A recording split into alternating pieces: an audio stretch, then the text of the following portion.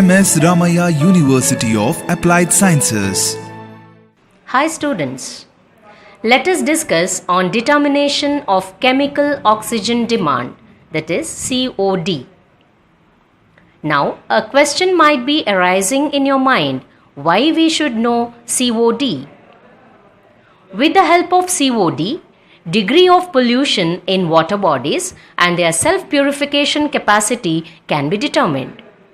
COD indicates pollution loads and efficiency of treatment plants.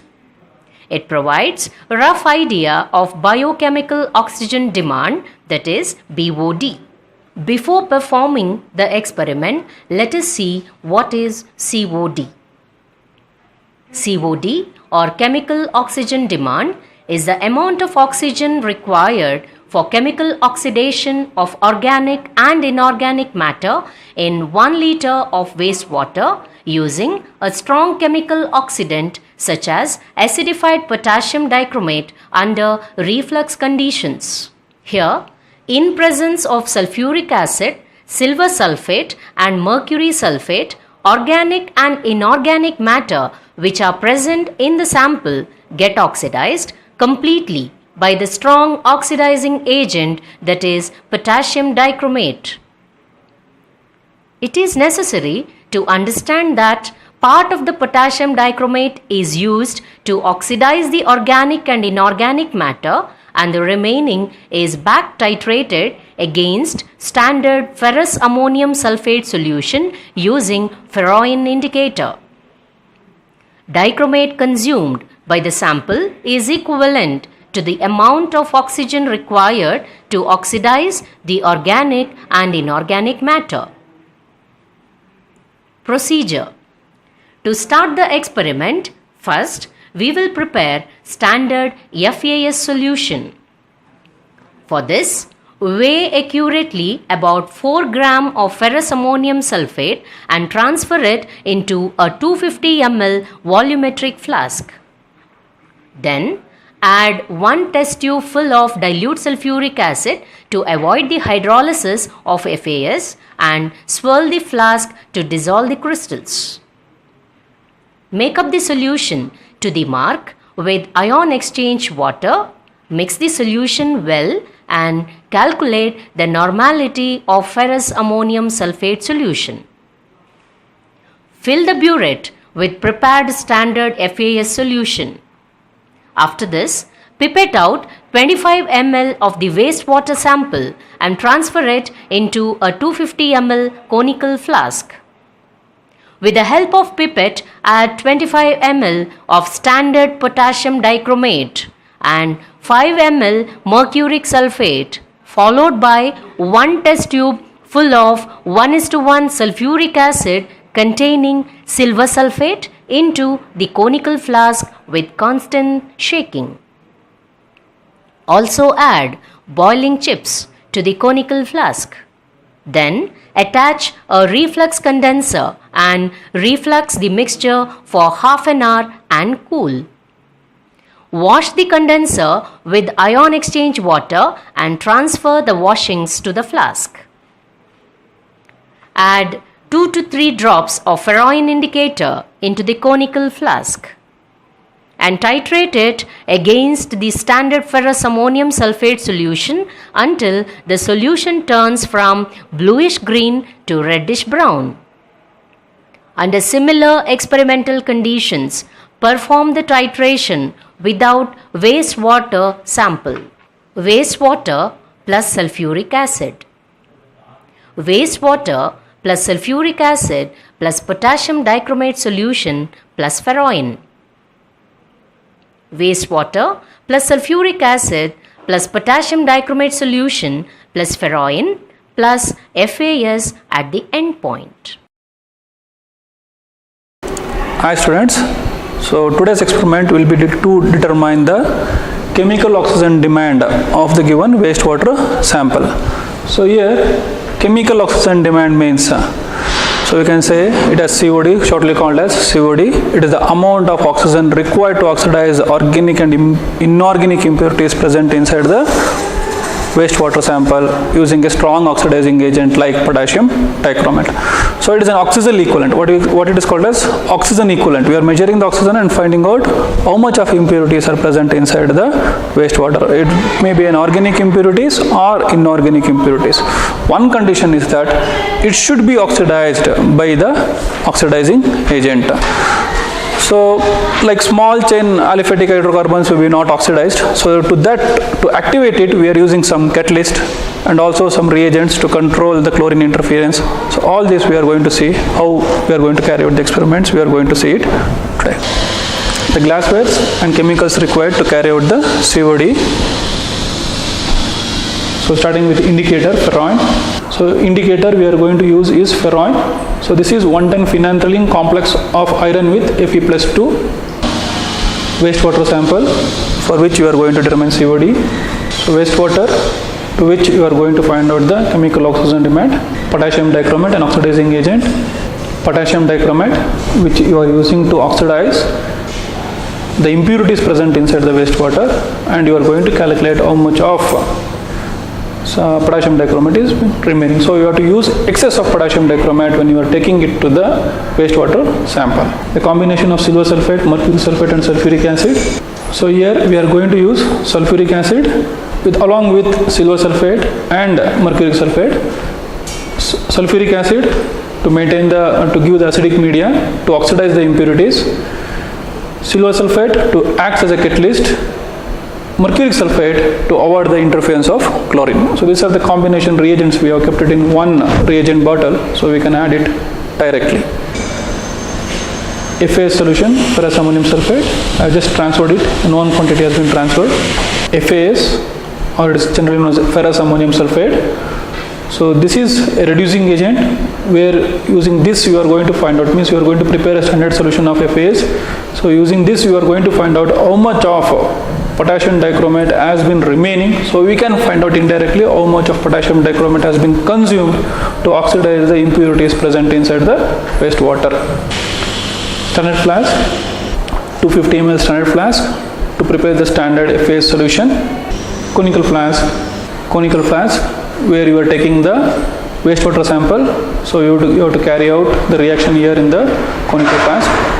Pipette, 25 ml pipette man to measure the known quantity of wastewater sample to the conical flask. Funnel which is used to transfer the liquid or a solid sample to the conical flask or towards the burette. Test tubes, so test tube used to add sulfuric acid and the combination of mercury sulfate and silver sulfate. And so we are using two burettes, one for standard FAS solution, another for the potassium dichromate which you are going to add to oxidize the impurities. So a known quantity you have to add, so we are using the burette. Wash bottle containing distilled water to wash the apparatus. So let us start the experiment now. So as I say, before starting the experiment you have to see your all glass apparatus should be washed with tap water and then rinsed with the distilled water. So I will show you how to wash it. So one we can see, wash with the tap water, thoroughly with the tap water.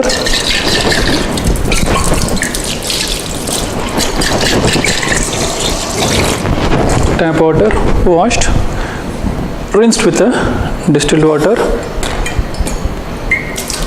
So rinsed with the distilled water 2 to 3 times.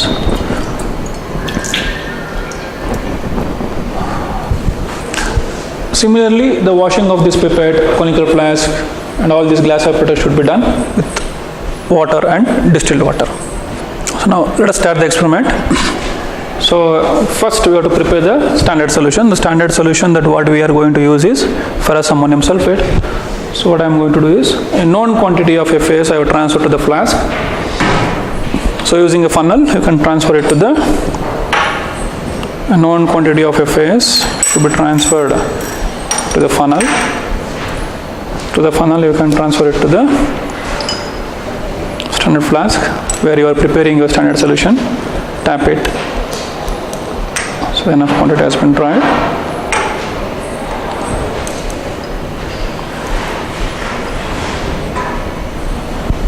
So known quantity, the quantity which exactly you have transferred should be known to you. So add some water to see that solids is coming down, and then we have to add half test tube of sulfuric acid. So you have to add half test tube of sulfuric acid. Here you are going to add sulfuric acid to avoid the hydrolysis of FAS.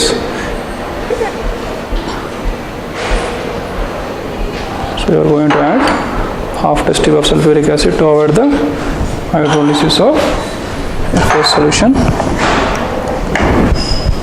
So now you can add some more quantity of water. See that the complete solid has been transferred. Then remove it.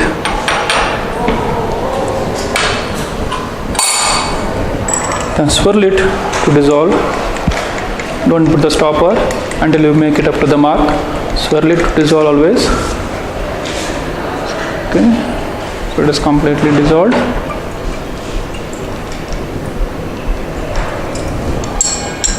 Now you can make it up to the neck using this distilled water.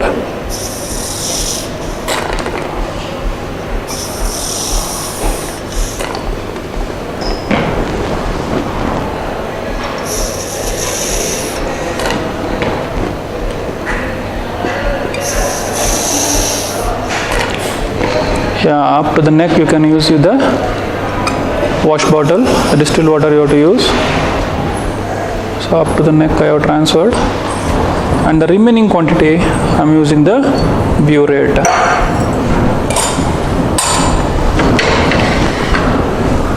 The burette should be washed and rinsed with the distilled water, then only you can use it.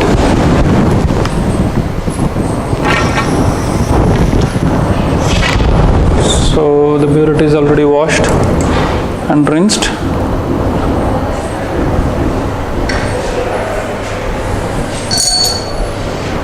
Now I have to make it up to the mark. See that the lower meniscus should touch the mark.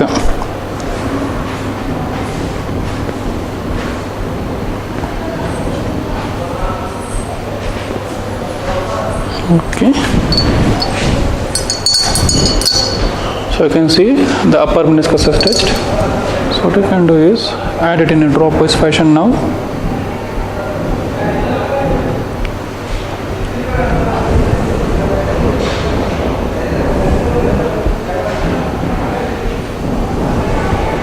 Yeah, now you can see the lower meniscus is touching the mark. Now you have to put the stopper and then shake it for the uniform concentration.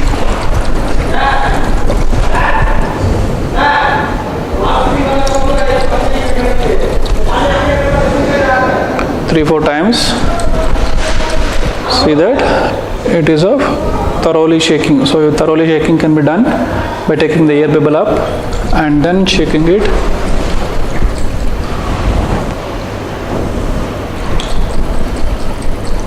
Three-four times. Now you can see. Okay. The solution is ready. The standard solution is ready for you now. The FAS, standard FAS is ready.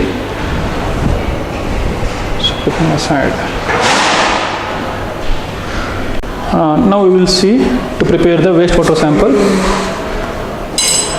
Wastewater sample. So which we have to determine the chemical oxygen demand. Rinse it with the wastewater.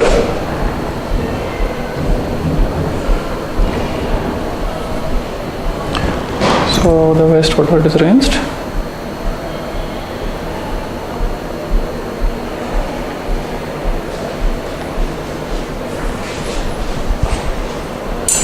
Now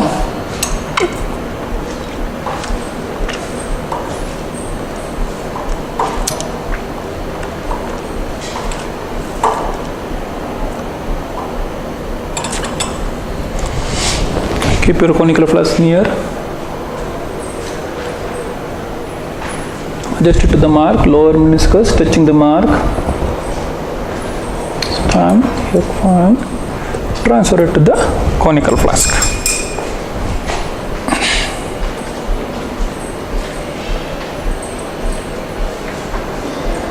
see that the 25 ml, whatever you have pipetted out, you are completely transferring to the conical flask.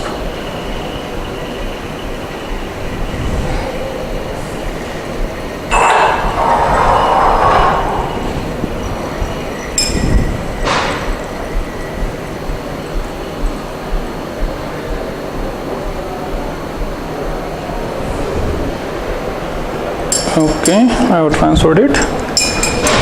So touch the nip 1, 2, 3 times, that's enough. So I have done. I have transferred the wastewater sample.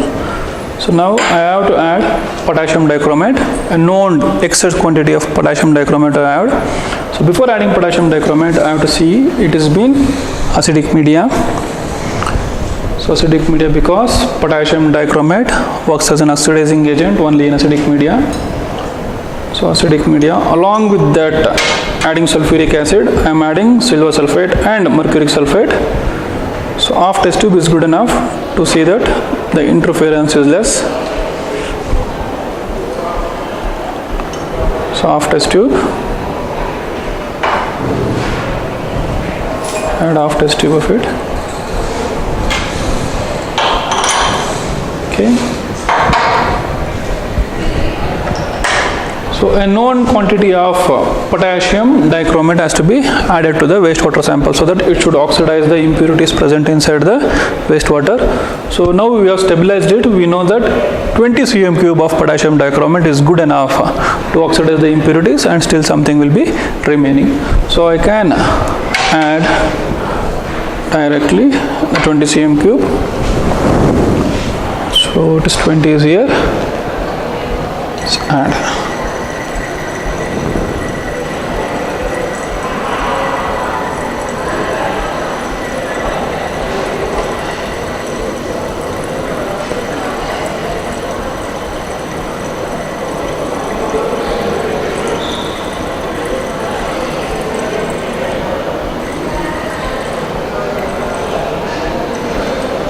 Exactly, if I have started from the lower meniscus touching the mark, okay, so I have to stop it to the lower meniscus. If you are starting with the upper meniscus, we have to stop with the upper meniscus only. So 20 cm cube of FAS I have added. Swirl it for 2 to 3 minutes so that it is oxidizing the impurities. Swirl it, be careful while swirling. If it is an industrial waste, or if you take it from somewhere the lake, then you have to heat it for at least half an hour. So but since it is in wastewater that what we have prepared, so we can just swirl it for 2 to 3 minutes and then add the indicator. The ferroin indicator we are going to use here. As I said previously, ferroin is 110 phenylanthanylene with a complex of Fe plus 2 ions. So we can add 3-4 drops. 4 drops. So you can see there is no color change because the potassium dichromate color is dominating. So we can't see any color changes. Potassium dichromate color will be there.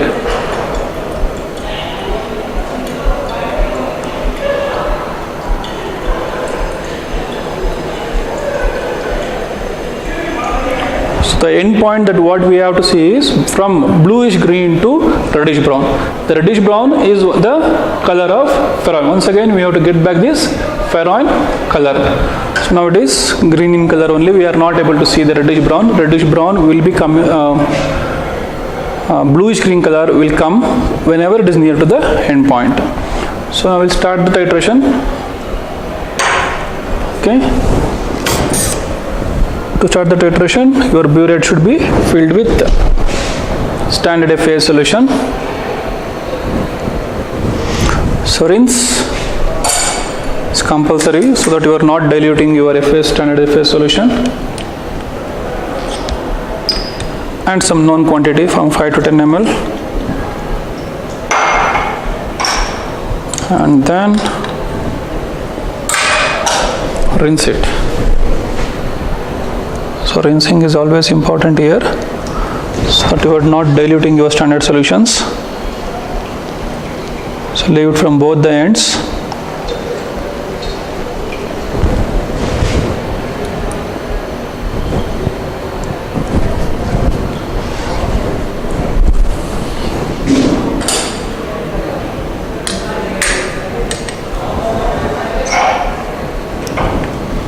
see that there is a air gap,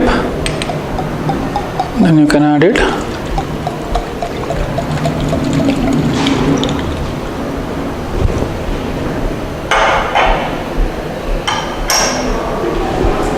So a phase I have taken here. So now it is above the 0 mark, so you have to fill it a little bit more and see that there is no air gap in the down. So you can just leave it fastly so that there is no air gap,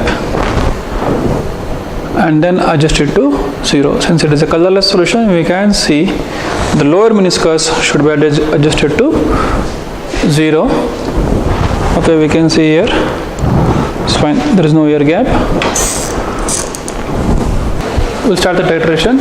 So now I have kept it for 2 to 3 minutes so that it is completely oxidized the impurities.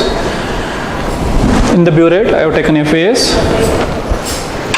fix it so that it is a little bit up, so you can easily hold and remove it out. Start the titration. So end point you have to remember, it should be reddish brown from bluish green. From bluish green to reddish brown you have to get. So you will be able to see the bluish green color whenever the concentration of potassium dichromate is less. So you have to do the titration till all the excess of potassium dichromate has been consumed.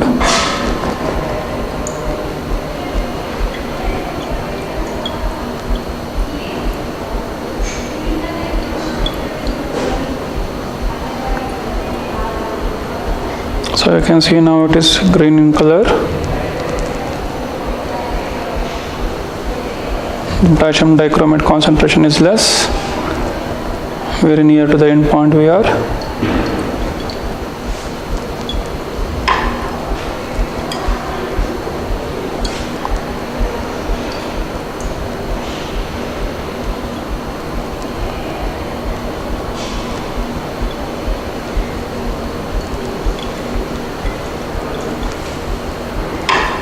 You can see it's not reddish brown also, but it is not green also. We can see some color changes. It is almost green, a little bit bluish in green now.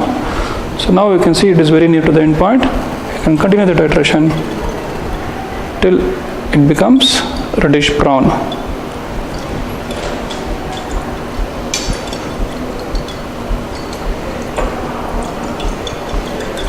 Yeah, so we are able to see reddish brown color you are able to get. So this is the end point. So lastly you will be able to see the bluish green color comes, then you can see the reddish brown color will be remaining. So you should be taking care that after this point whatever the potassium FAS if you add also, it will be no change in the color. So you have to see that from bluish green it should come the reddish brown. After getting the reddish brown, so note down what is the amount of FAS has been run down. So I can see, so to remove it out, make it to the eye level and see now it is almost 12 point, exactly it is now 11.7 ml. So 11.7 ml of FAS has been consumed to oxidize, to react with the remaining potassium dichromate. So this titration is called as back titration. So why it is called as back? So this is because you are finding out the how much of potassium dichromate is remaining. You are finding out. That's why it is called as back titration. So one more titration you have to do, that is called as blank titration. In the blank titration, what you have to do is, we should not take the wastewater sample. You should take only distilled water. You have to take 25 ml of distilled water and 20 ml of potassium dichromate, sulfuric acid, and add 20 cm cube of K2Cr2O7, then start the titration. So this will be giving you how much of FAS is required to 20 cm cube of potassium dichromate. So if you subtract blank minus back, that will be giving you how much of potassium dichromate was utilized to oxidize the impurities present inside the wastewater. So you know the titration, the blank titer value, the back titer value. So you have to do at least 3 trials for the back titer value so that you can get a concurrent value, and that concurrent value you are going to use for the calculation, and it is expressed in ppm. So this finishes the experiment to carry out the COD.